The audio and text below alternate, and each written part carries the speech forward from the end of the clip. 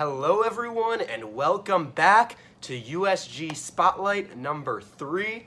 I'm so excited for all of you to hear another great representative's opinion so all of you can kind of know better what we're doing in USG and learn about all the impact we've had in our time on campus.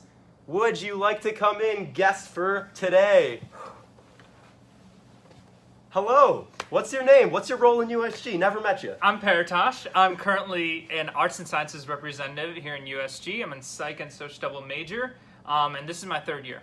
All right, Paritosh, so excited to have you on. Thank you so much for coming today.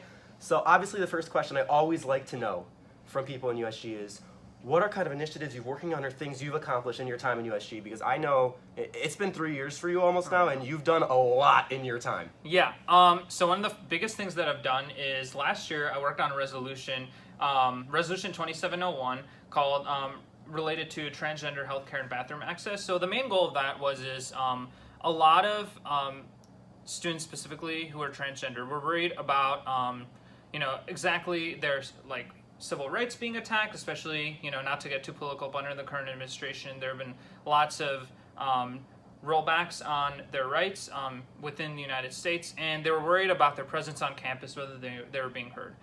So me and another former rep actually reached out, went to the LGBT Center, we spoke with administrators, spoke to the director of the LGBT Center, spoke with people in student affairs, and we drafted a resolution where essentially we'd allow all gender restrooms in most buildings on campus, access to menstrual products within all gender and women's restrooms on campus, as well as any statements that would affirm that we support transgender students and gender minorities.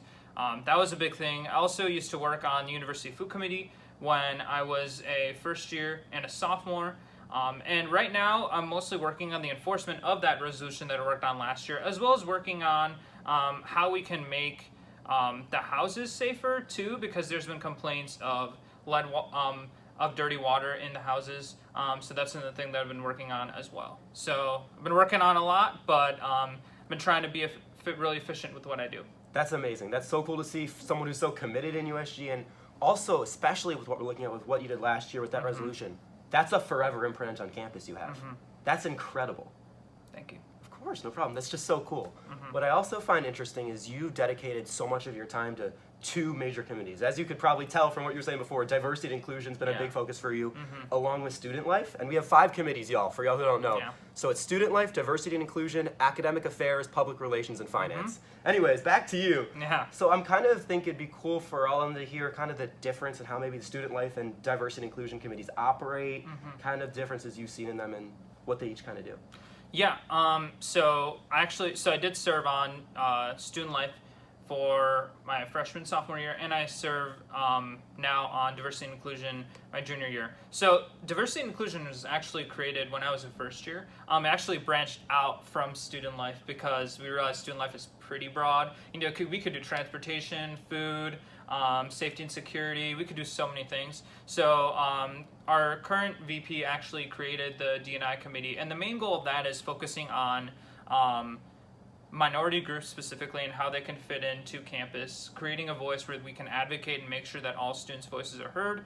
I think the main goal is to kind of branch off and create a safe space for students, especially since student life is so broad and some of these issues get swept under the rug because we're so focused on these big broader issues in student life, because we all worry about Leutner. So many people complain about Leutner, so many people complain about the dining halls and the food, but many other times we also have other issues that are swept under the rug, such as our representation USG. How well are we representing underrepresented students? How often are we reaching out to groups that are advocating for people that are underrepresented, such as students that celebrate certain religions that aren't as common on campus, cultures, etc. So those are the main differences, I would say. Yeah, and I'm on both as well, and I think it's really cool to kind of see how I think with student life it's the day-to-day for every student, which is so important. You look at diversity and inclusion as making sure every single person's kind of comfortable, I guess, and feeling safe on campus, and I think almost everyone has one way where they're not the norm. And it encompasses everyone on campus in its own way, kind of, which I find really cool. Anyways, I think a cool way to close off is always just hearing a more personal note from you. So I want to hear from you the number one favorite thing you like most about being in USG through your time here? Well, I like many things about this organization. That's why I've been in it for 3 years. Yeah, you but better like it that much, yeah, right? of course, right? You know, but if I had to pick one thing, it would easily have to be how passionate everyone is about what they like to do.